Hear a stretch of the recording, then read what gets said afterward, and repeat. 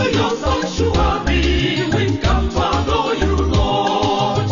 Into your sanctuary, we've come to adore you, Lord. In adoration and praise, we glorify your holy name. Into your sanctuary, we've come to adore you, Lord. In the name of the Father, and of the Son, and of the Holy Spirit. Amen.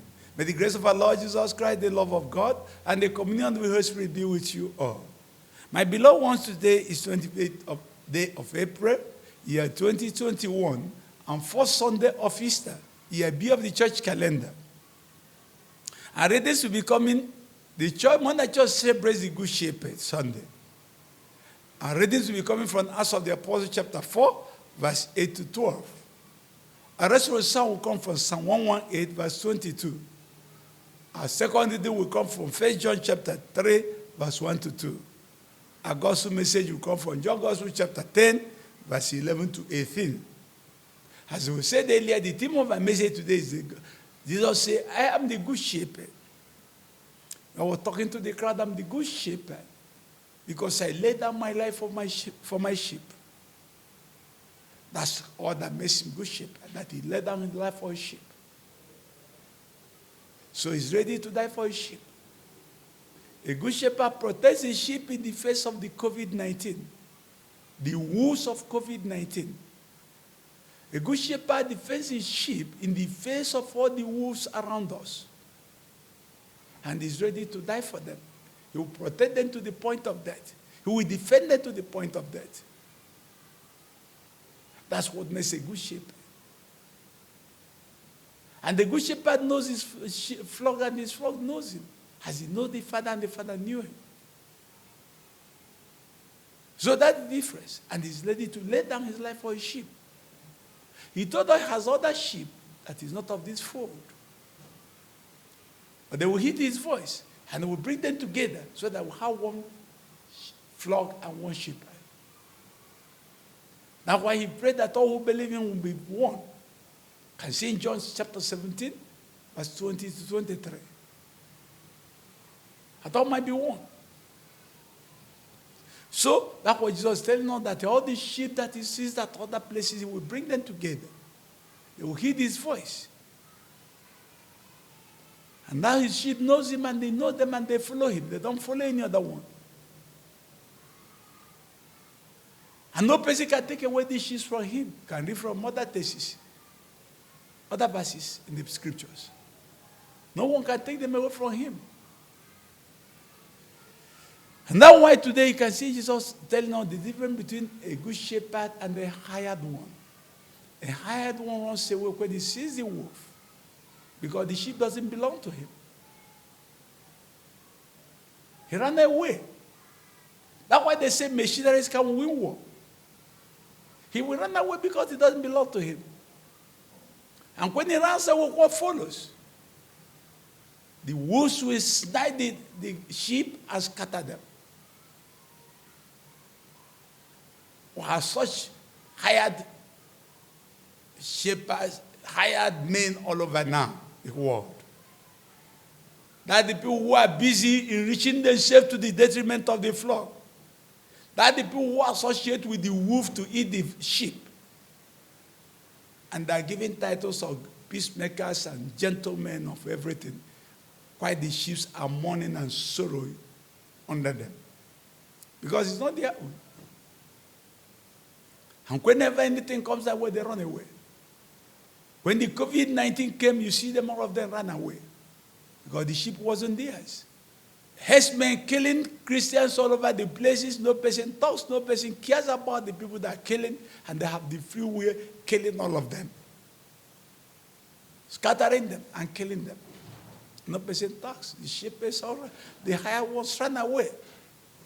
They are already busy to buy their private jets and build their private houses and do many wonderful things for themselves. They don't care about God. God has no position in them. And that's what God is telling all of us today, that the good shepherd is the one who laid down his life for his sheep, and the one who didn't lay down is the hired one. We are more hired ones than the good shepherd today. And the Good Shepherd, you can see today, Peter, from the first reading out of the apostle, was talking about the Good Shepherd. Peter was filled with the Spirit and said to the rulers and the elders of the people, if we have questions today about the good kindness done to a cripple, Isaiah will be happy to tell it to all of you, and even to the whole people of Israel. It is by the name of Jesus Christ of Nazareth, the one you crucified, but was raised to life by God. It's by his name this cripple you see standing perfectly, we're standing before you. There is no other name by which a human being can be saved except the name of Jesus.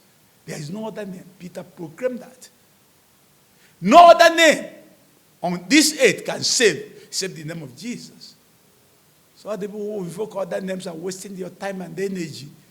The only name that can save the name of Jesus. We are proclaiming today, Peter is proclaiming the Good Shepherd who laid down his life for his sheep. And he's the only one who can heal. Only his name you can heal.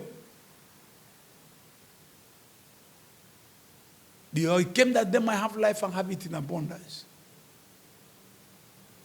Now what you can see today, to show you the favor of the Good Shepherd, where John today was telling us, see the type of love God has for us by lavishing love, the type of love God lavished upon all of us by calling us children of God. And that's what we are. The world didn't acknowledge us because they never acknowledged our master. That's what we are, really the children of God. What we shall be, we don't, in the future we don't know. But all we know is that when we see him, we shall be like him. He's our shepherd. And he made us his own flock. And we will share in him. So, that's the truth about it all. And Peter was telling the people, is the stone the builder you builders rejected that became the cornerstone? This stone, many of us reject today because the cornerstone. Is this Christ many people are rejecting today that becomes the basis of our being? Because the ultimate of our lives. Cut off from him, you can do nothing, but in him you are everything. That is stone many rejected today. How many believe in him today? How many worship him today? How many trust him today? How many keep his word today? But it's the apex of our being. It's the excellence of our existence. The Good Shepherd, the stone we rejected, they have become the cornerstone. And God is asking of us to come back to him. May God give us the grace to understand this message today, that the Good Shepherd we are celebrating today cares for all of us. We should come back to him and live in him, under him. And the sheep that isn't listening to his voice and follows him, he doesn't follow any other one.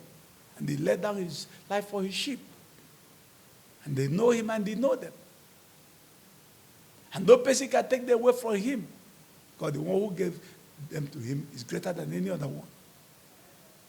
The Good Shepherd. And Lord Jesus says the Good Shepherd. We are his flocks.